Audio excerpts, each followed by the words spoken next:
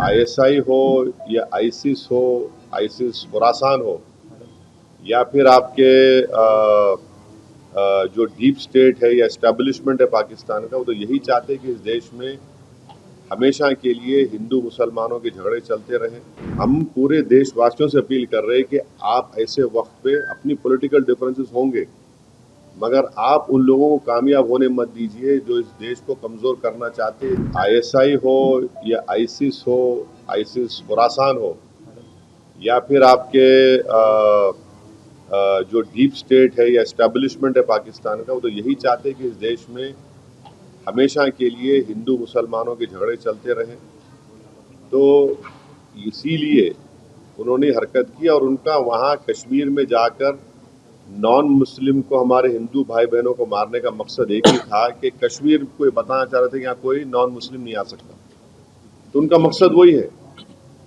तो हम पूरे देशवासियों से अपील कर रहे हैं कि आप ऐसे वक्त पे अपनी पॉलिटिकल डिफरेंसेस होंगे, मगर आप उन लोगों को कामयाब होने मत दीजिए जो इस देश को कमज़ोर करना चाहते हैं, इसकी यूनिटी को कमज़ोर करने करके। कश्मीर पर जैसा कि नाम लेकर मारा गया कहा जा रहा है, तो इसी तरह से अब मुल्क में हिंदू मुस्लिम किया जा रहा है। बीजेपी लीडर जो है तो नाम लेकर पूछ कर मार रहे हैं। दादर का वाकया सामने आया है। तो ठीक है, वो जो कर रहे हैं गलत कर रहे हैं, वो लोग मुल्क के मुफाद में काम नहीं कर रहे, हम उसका मजम्मत करते, कंडेम करते हैं। अब आपके ही डिप्टी चीफ मिनिस्टर महाराष्ट्र के, वो खुद बोल रहे कि वो जो बच्चा जो जान दे दिया अपनी, आदिल, वो तो अपनी जान दे दिया ना। वो कहाँ देख रहा था कि मुसलमान है हिंदू, देख रहा इंसान को देख रहा था। वो जान बचाने के लिए वो टेररिस्ट से वेपन छीनने की कोशिश किया, उसको मार दिए। तो ये जो अगर हमारे देश में से कोई कर रहा है गलत है, ये इसको हम कंडेम करते हैं। सरकार ने जो अल्टीमेटम दिया था कि जितने भी पाकिस्तानी हैं उनको अब पाकिस्तान भेजा जाए, वो चले जाए, मगर यहाँ की राज्य सरकार में जो है देवेंद्र फडणवीस बोल रहे कि पूरे गए और इतना शिंदे जी बोल रहे 160 अभी बाकी है। मेरे को नहीं मालूम है, ये तो गवर्नमेंट को। युद्ध कितना महंगा पड़ेगा भारत को? अरे भाई, अभी गवर्नमेंट को छोड़ो ना, ऐसा लूज टॉक मत करिए। गवर्नमेंट का डिसीजन होगा, गवर्नमेंट पूरा सोच के फैसला करेगी। एक मिनट सुनिए, गवर्नमेंट क्या करेगी नहीं करेगी वो गवर्नमेंट तय करेगी। हमारा बोलना, अपोजिशन कहता है कि आप इस पर स्ट्रांग एक्शन लीजिए, ये खत्म होना ये चीज। अब वो कैसा एक्शन लेंगे, क्या लेंगे, गवर्नमेंट पे तो थोड़ा आपको तो उनको उन पे छोड़ना पड़ेगा ना।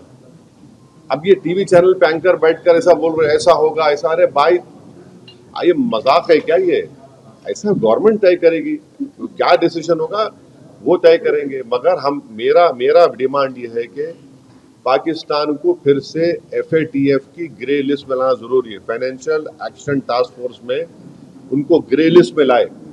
ग्रे लिस्ट में लाए तो उनको ये देखिए, इलीगल पैसों से फाइनेंस करे टेररिज्म ये लोग, कोई वाइट का पैसा नहीं कि इलीगल पैसे से। तो FATF की दोबारा लिस्ट की ग्रे लिस्ट में पाकिस्तान को डालना जरूरी है। हम डिमांड करेंगे ये गवर्नमेंट से कि उनको FATF की ग्रे लिस्ट में डालो आप, तभी जाकर उनका होगा। और हम लोग पूरा उन पर साइबर अटैक करना, हमारे पास एथिकल हैकर्स है, हमारे पास नेवल और एयरफोर्स ब्लॉकेट कर सकते, इंटरनेशनल लॉ में कर सकते हम। और अगर कल कोई एक्शन गवर्नमेंट लेगी तो यूनाइटेड नेशन का कानून है आर्टिकल 51, जो सेल्फ डिफेंस में आपको राइट देता, और नॉन स्टेट एक्टर्स के खिलाफ भी आप एक्शन ले सकते। तो ये सब चीजें हैं। और भारत के संविधान में आर्टिकल 355 है। 355 के तहत कोई स्टेट में अगर एक्सटर्नल एग्रेशन होता है तो सरकार की जिम्मेदारी उसको रोकने की। शहीद अफरीदी ने ऐसा स्टेटमेंट किया है, भारत खुद ही अपने लोगों को मारता है और फिर बाद में हमारे ऊपर नाम लेता है। कौन है जी इन्हें? शहीद अफरीदी कौन है इन्हें? नाटक है क्या ये? छोड़ो ना, तुम क्या जोकरों का नाम ले रहे मेरे सामने, छोड़ो ना इन लोग। VK न्यूज, राष्ट्र के नाम।